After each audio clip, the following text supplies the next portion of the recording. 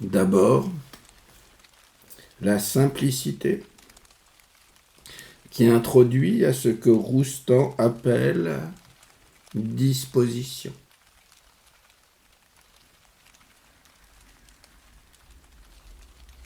Tu penses un instant que ça va être simple et tu commences à te mettre dans la disposition.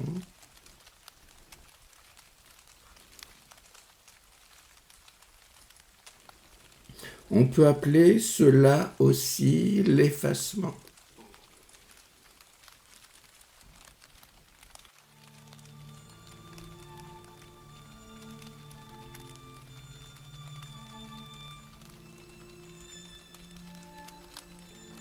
Il y a des lignes autour de toi,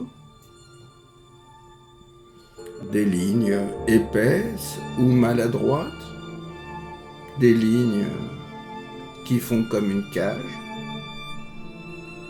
et tu commences à les effacer.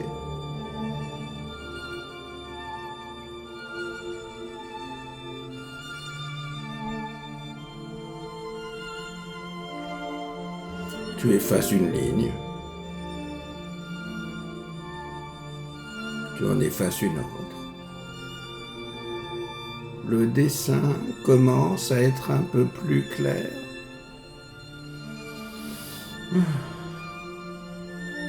Tu respires. Ta respiration, puis ton souffle. Efface encore une ligne. En allège une autre. Et la cage, qui était soit stérile, soit qui te faisait peur, devient plus accueillante, comme si dans une chaîne les maillons s'écartaient, ou les barreaux de la cage. Tu es encore dans une cage, mais beaucoup plus libre, presque, sans barreaux, à partir du moment où tu as commencé à effacer les lignes.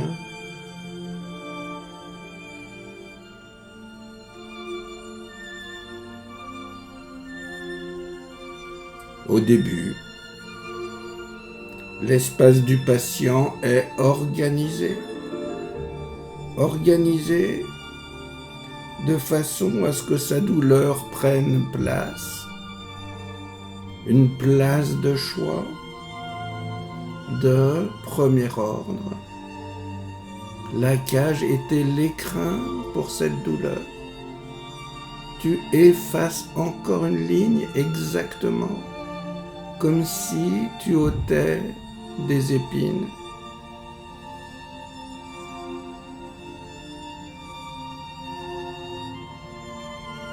Ta douleur avait pris place dans une organisation complexe.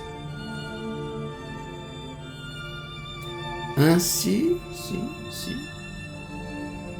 revenir à une simplicité et commencer à se poser et à se taire.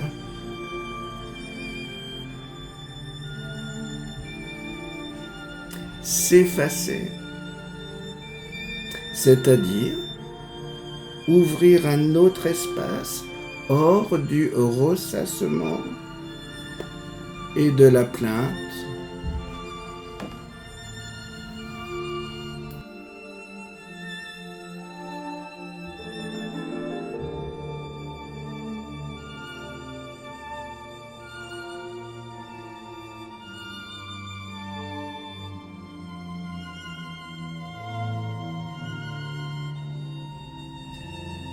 Là, tu vois des tableaux de Chirico.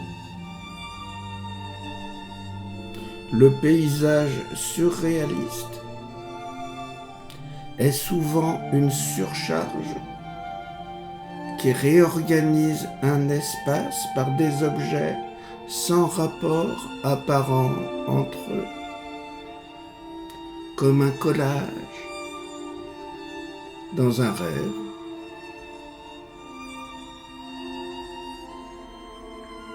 Prenons toujours Quirico, qui vise à une simplicité de représentation des objets extrême. Il a effacé des traits, des détails, même s'il y a une surcharge de symboles, de plans.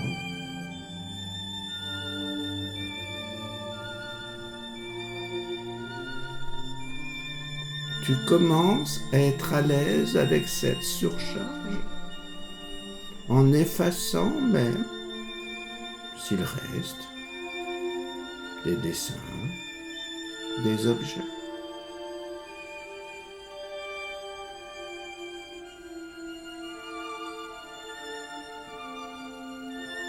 L'insolite de la mise en rapport de ces objets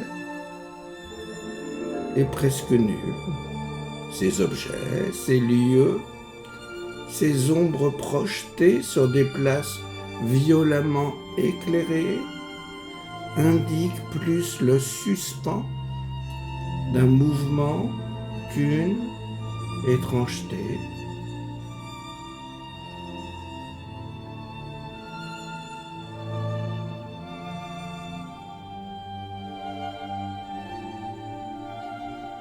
Tu es bien dans ce désordre ordonné. L'arrêt dans lequel tu commences à te mettre, en effaçant un à un les lignes les plus confuses.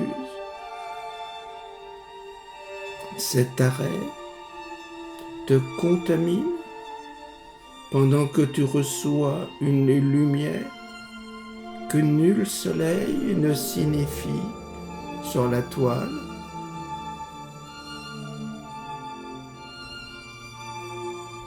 Tu deviens ce paysage dépaysé en attente de ce qui ne peut manquer de survenir. Ça va être là, et c'est déjà là, à l'intérieur de toi, comme un soleil qui s'illumine, qui chasse les anciens nuages, qui te touchent en plein cœur. Là, soudain, tu as le cœur chaud.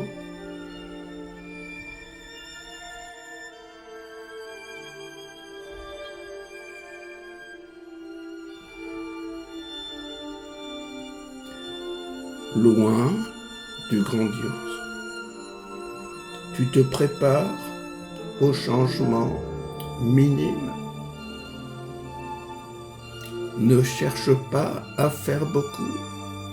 Fais très peu. Efface doucement, une à une, les lignes de trop. Doucement. Presque comme si tu ne les effaçais pas et elles disparaissent. Ça se fait pendant enfin que tu ne fais rien.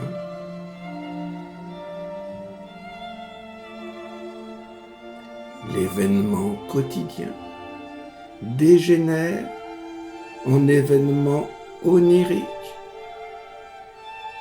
hors de la normalité des choses.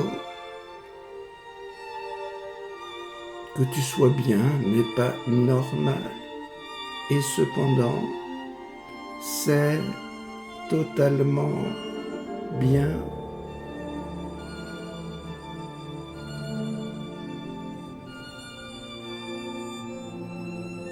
L'objet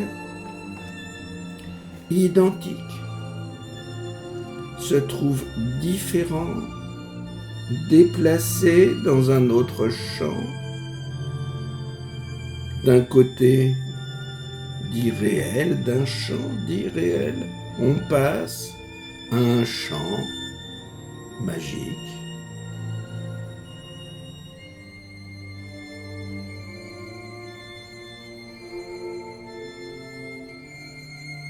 Tu effaces. Pendant que tu effaces, tu es de plus en plus précis et flou. Te voilà à l'aise avec l'incertitude. Tu t'en moques.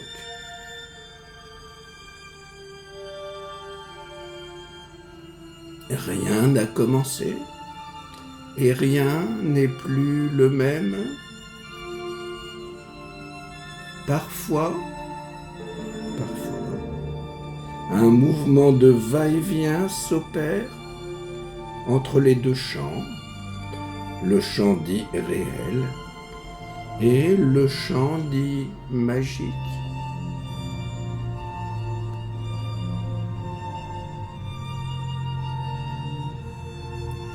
De quoi s'agit-il?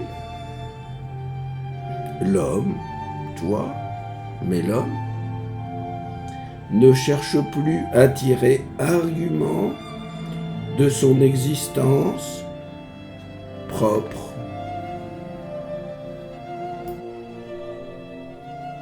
Ces formes qu'il croyait signifiantes se résorbent jusqu'à la frontière de l'abstraction.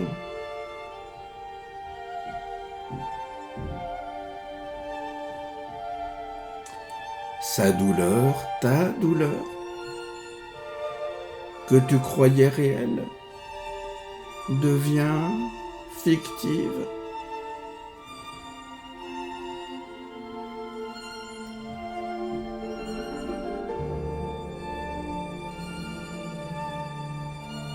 Je vais citer une phrase d'André Breton. Entre ce que je reconnais et ce que je ne reconnais pas, il y a moi. Et ce que je ne reconnais pas, je continuerai à ne pas le reconnaître. Il y a dans ce que j'aime à reconnaître et ce que je n'aime pas à reconnaître. Tu effaces et ta vision devient plus claire. Tu commences à voir et à reconnaître ce que tu ne voyais pas, ce que tu ne reconnaissais pas. En ne faisant rien, c'est-à-dire en ayant lâché les chaînes qui t'opprimaient, le bandeau qui amenait cette cécité sur tes yeux. Tu croyais voir, mais tu ne voyais rien.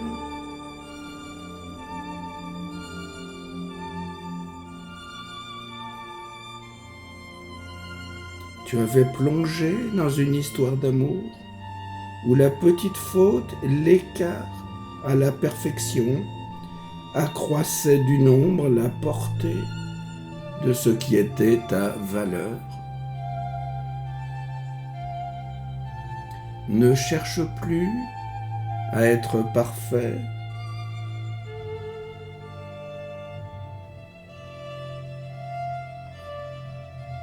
Cet écart nouveau donne la profondeur, le relief.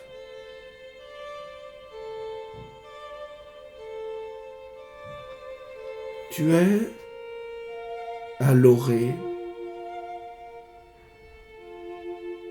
dans le préalable. Tu es avant même la succion,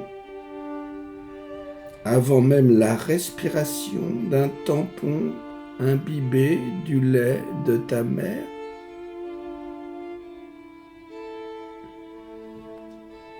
Tu es dans l'attente sans attente, dans la genèse de la conscience pure.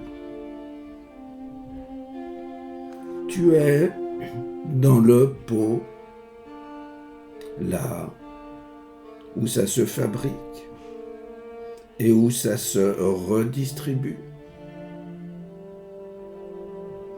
Tu es à la fois dans et autour du pot. Voilà. Tu es dedans et dehors. Il n'y a plus de dedans, plus de dehors. Tu es dans une cage sans barreaux. Tu n'es plus dans une cage. Tu es l'univers entier.